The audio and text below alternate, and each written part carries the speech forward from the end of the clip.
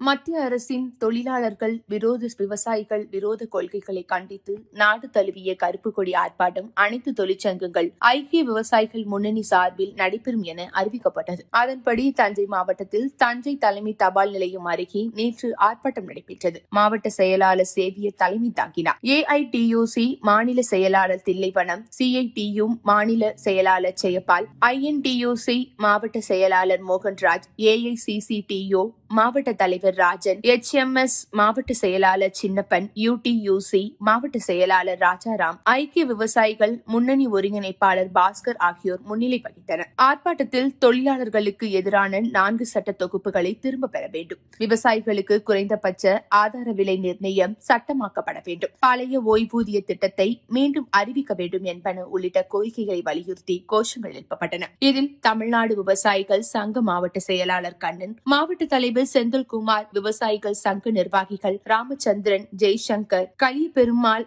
அபிமன்னன் உள்பட பலர் கலந்து கொண்டனர்.